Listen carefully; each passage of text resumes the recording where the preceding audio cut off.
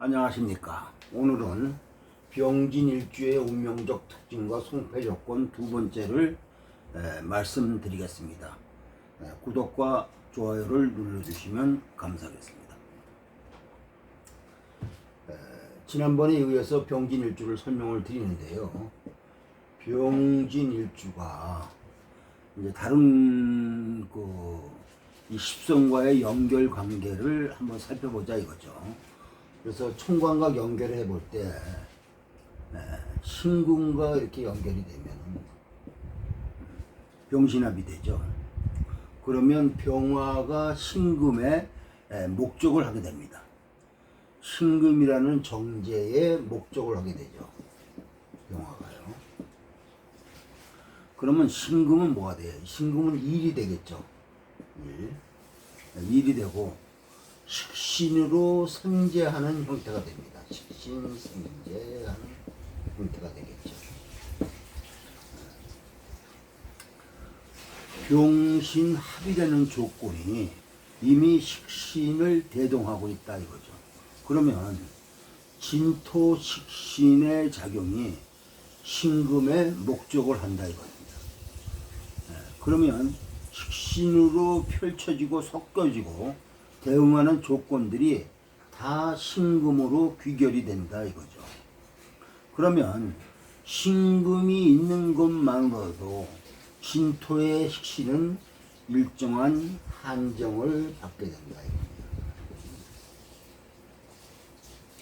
그 선을 넘어가지 않는, 그래서 식신을 아주 유용하게 쓸 수가 있다 이거죠.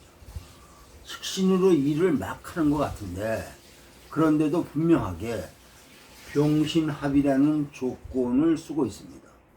병신합은 병진일주가 흐트러지지 않게 외부적으로 한계나 선이나 결과 이런 것들을 만들어 놓고 있는 겁니다. 그래서 그 선을 넘어가지 않는다 이거죠.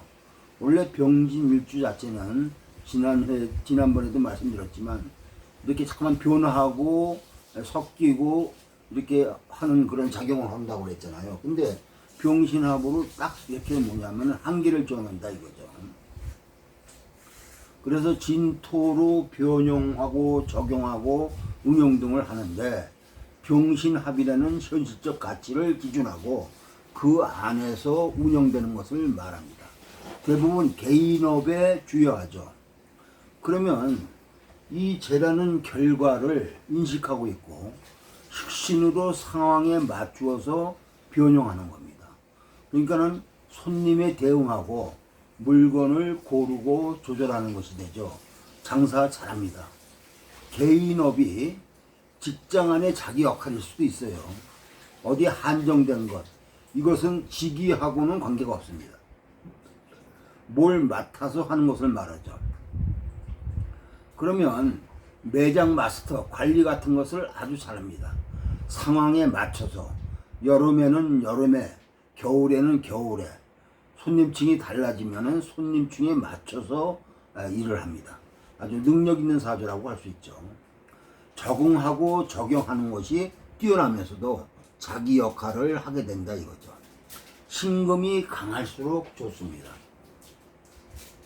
그러면 결과에 대한 분명한 선이 있다 이거죠. 그냥 병신합만 돼도 됩니다.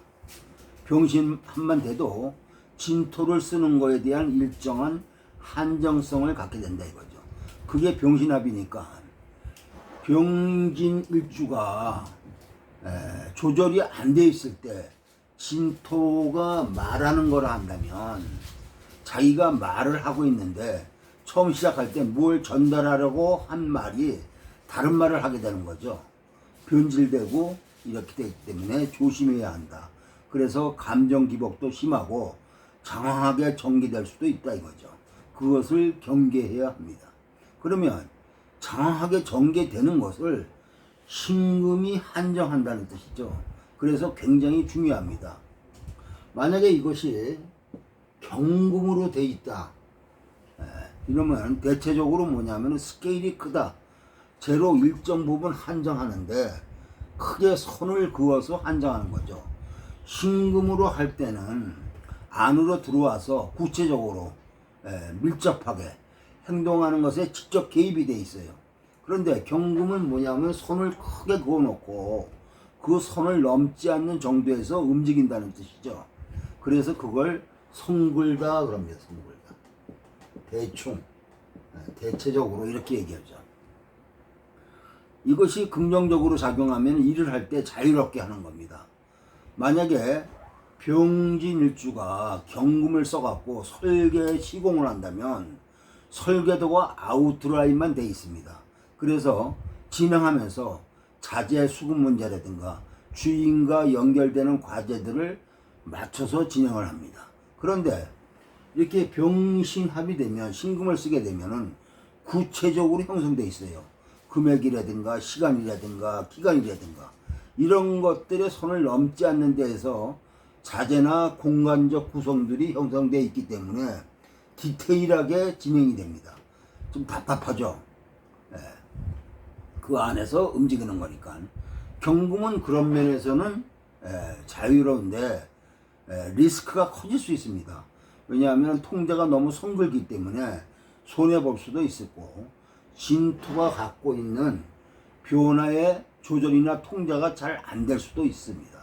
대체적으로 스케일이 크게 진행되는 거고 쓰여지는 부분이 그렇게 된다 이거죠. 저게 좋다 나쁘다의 구분이 아니고 이렇게 돼 있는데 진토의 조절이 돼 있으면 진토가 인이나 혹은 자나 이렇게 인이나 자나 신이 아니고 유로 이렇게 조절이 돼 있으면 진토는 편제를 쓰는 조건에 맞춰집니다. 그런 것은 힘의 논리에서 변형을 하면 됩니다. 병진일주를 밖에서 볼 때, 즉 사용자 입장에서 볼 때는 경금으로 돼 있으면 크게 그 사람을 쓰려고 합니다. 사람이 스케일이 있다. 이렇죠. 도편수 같은 걸 하면 됩니다. 도편수는 대목이죠. 소목은 대목과 소목이 있죠. 예. 대목을 이제 우리가 소편수 전체 건축 과정을 관리하는 사람이 대목이고 소목은 뭐예요? 자기에 맞춰진 일 그것만 하는 게 소목이죠.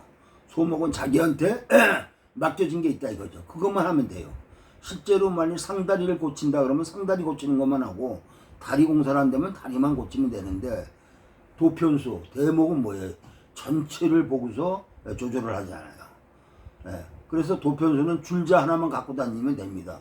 도편수는 이렇게 상자나 다리 고치는 거는 의자 고치는 거 뭐 이런 거는 잘 못 고치지만 큰 공사 전체를 보는 눈 전체를 진행하는 힘은 잘한다 이거죠. 그러니까 모두 쓰임이 다른 거예요. 병진일주가 경금을 보면은 크게 스케일을 잡아서 뭔가 하려 합니다. 근데 신금으로 되어 있으면은 구체적으로 자기 영역 딱 정해져 하게 됩니다. 알뜰해지죠. 그 안에서 변형을 잘하는 겁니다. 만약에 된장찌개를 끓이는데 신금은 정량이 정해져 있어요. 재료가 바뀔 수는 있어도 정량이 정해져 있습니다. 근데 경금으로 이렇게 내가 요리를 한다면은 냉장고를 열었는데 재료가 다양하게 있으면 원래는 3인분만 하려고 했는데 열자마자 막 10인분이 된다 이거죠. 정량이 딱 정해지지 않았다. 이렇게 돼 있죠. 그런 경금과 신금의 차이는 그런 차이다 이겁니다. 어느 것이 좋다 나쁘다가 아니고 성향이 그렇다는 얘기죠.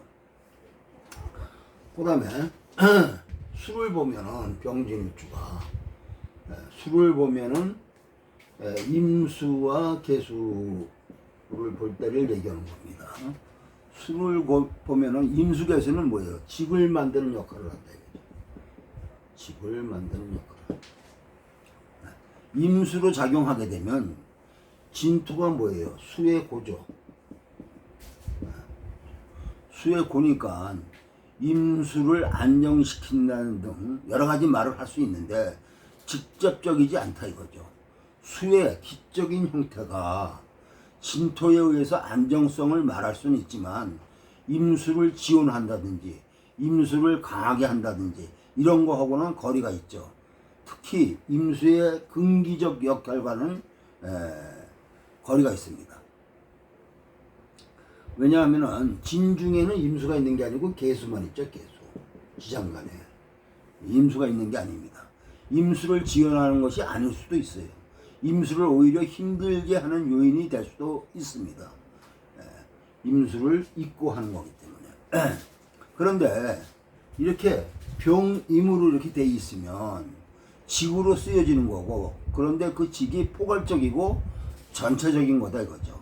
그리고 식신 아닙니다. 이거는 식신으로 제사라는 그런 형태다 이겁니다.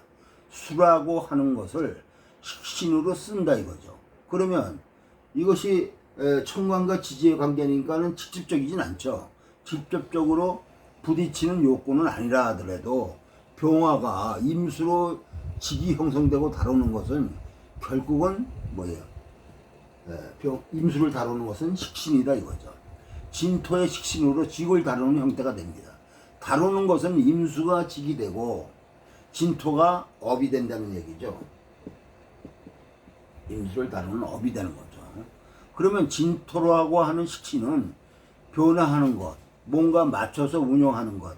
그러면은 살이라는 직에 맞춰서 그것을 변형해서 쓸 수 있는 형태로 연결을 한다 이거죠. 그런 걸 잘 다루려면 뭐냐 하면은 목과 금이 개입되어야 된다 이겁니다. 금이 작용한다는 것은 금이 작용한다는 것은 금생수를 한다는 뜻이고, 목이 작용한다는 것은 목국토를 하고 목생화로 화를 쓴다는 말입니다. 목을 쓰는 것은 화 입장이고 금을 쓰는 것은 수 입장이다 이거죠. 그렇게 되면 직을 다루는 안정적 조건이 형성되는 것을 말합니다. 만약에 살이 왕하면 예를 들어서 임자월이다 이거예요. 임자월.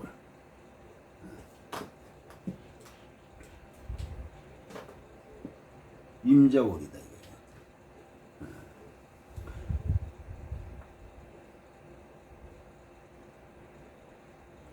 살이 왕하면 임자월로 살이 왕해도 진토로 이렇게 있으면 왕한 살이 한정돼 있다는 뜻입니다. 여기에 만약에 무토가 나오면, 무토가 진중에 있는 무토가 나오면 식신 제살이죠. 식신으로 토로 살을 조절해서 쓴다 이거죠. 진토에서 나간 살이고 저 진토는 술을 잘 갈무리하고 있습니다. 수왕한 것을, 그러면 술을 잘하는 식신이라는 뜻이죠. 만약에 여기서 가볼목을 쓰게 된다면, 가볼목을 쓰게 된다면 살인상상으로 쓰여지는 거죠. 식신으로 조절해서 살인상상으로 쓴다 이거죠. 다 쓰는 방법의 차이일 뿐입니다. 개수가 나오면 이렇게 개수가 나오면 진중에 개수가 나온 거죠. 고중에 수고. 이거는 고중에 수가 있으니까, 진중 개수가 있으니까 수고죠. 그리고 뭐예요? 관고에서 나간 거죠. 관고 개수가 관고에서 나간 거다. 진중의 개수는 정관인데 뭐예요? 오래된 거다 이게. 오래된 거. 왜냐하면은 진중의 개수는 해자축을 개수로 보관하고 있었던 겁니다. 그러니까 오래된 거죠. 그래서 선언적 형태, 만일 이것이 경진이라면 여기서의 진중의 개수는 편인 안에 있는 상관이라서, 이 개수는 상관이죠. 근데 뭐예요? 편인이라는 틀 안에 있는 상관 아닙니까? 상관이라서 선언적이고 즉흥적인 자기 반응적 형태를 갖고 있습니다. 그런데 진중의 개수는 정관이죠. 진중의 개수는 정관인데 식신 안에서 나간 정관이다 이거죠. 관이 식신 안에 보관돼 있다 이거죠. 이것은 뭐냐면은 식신 입장에서 보면은 반대편에 있는 거죠. 관은, 정관은 겉으로는 개인적인 일지라는 영역에서 식신으로 돼 있다는 것은 자율성, 자기 중심적 에너지, 내가 하고자 하는 욕구가 강한 에너지인데 그 안에 정관을 보관하고 있는 거죠. 그러면 그러한 정관은 자기 중심의 정관이다 이거죠. 그래서 이 정관은 내 기준에서 쓰고자 한다 이거죠. 내 기준에서 설정되어 있는 정관이다 이겁니다. 내가 선언적으로 과거적인 형태로 나한테 인지되어 있는 정관이다. 그래서 자기가 자기 기준에서 쓸 수 있다고 생각합니다. 개수로 나와 있다면 관은 대체적으로 병화 입장에서 자의적으로 쓰고자 하는 성향이 강합니다. 왜냐하면 내 일지에서 나간 거기 때문에 그런 것이 강하다 이거죠. 정관이라는 자체는 외적인 거죠. 타자가 나를 보는 것이 정관인데 그렇게 인지가 되는 거다 이거죠. 그런데 이게 자기 기준에서 나가 있고 발현되어 있으니까 그렇게 보여지게끔 자기가 행동하는 겁니다. 정관을 자기 합리화적 형태로 쓴다 이겁니다. 나는 이러한 사람이다. 나는 이러한 틀로서 보여진다. 내가 하는 식신은 이러한 정관에 보장되어 있다. 이게 부정적으로 가면 자기 식신, 자기 행위에 대한 변명이 되죠. 자기 행위에 대한 당위성을 형성하려 한다 이겁니다. 그래서 자기 합리화를 하게 된다 이거죠. 개수가 그냥 진중의 개수로만 남아있다면 남들이 볼 때 변화무쌍하다. 진토라고 하는 식신이 작용하는 자체가 계속 번지는 거 아닙니까? 주변에 맞춘다. 상황에 맞춘다. 상황에 맞추어서 쓰여지는 정관이다. 자기 합리화시키는 자기 행위에 대해서 정당화시키는 형태가 될 수 있습니다. 저것이 긍정적으로 작용한다면 내 식신을 쓰는 것이 자리로서 정당성이 밖에서 부여되는 거다 이러죠. 그러려면 힘을 가져야 합니다. 개수가. 아니면 목이라는 조건이 갖춰져야 된다 이거죠. 금생수가 잘 되든지 아니면 목국토가 돼서 진토를 조절하든지 혹은 자격이 부여되든지 이래야 되겠고 그게 안 될 때 이 정관은 변화무쌍합니다. 상황에 맞춘다. 우리가 알고 있는 정관이라는 것은 누구한테 어떠한 시간이든 똑같이 적용돼야 됩니다. 돈이 많고 유명하고 힘이 있으면 이상하게 적용되고 돈 없고 힘 없으면 원칙대로 적용하고 그러면 안 된다 이거죠. 정관은 뭐예요? 공평하게 일반화시켜서 누구한테나 적용되는 건데 그게 이제 그렇게 안 하면 안 된다는 얘기죠. 정관의 기능을 상실하는 겁니다. 그렇게 되게 되면. 그런데 개수가 진토에서 나가면 상황에 맞추어서 변화할 수 있다 이거죠. 진중의 개수는 무엇으로 작용해도 변화무쌍합니다. 조절이 다 잘 안 돼 있을 때는 우리가 조심해서 봐야 합니다. 오늘은 여기까지입니다. 구독과 좋아요를 눌러주시면 감사하겠습니다.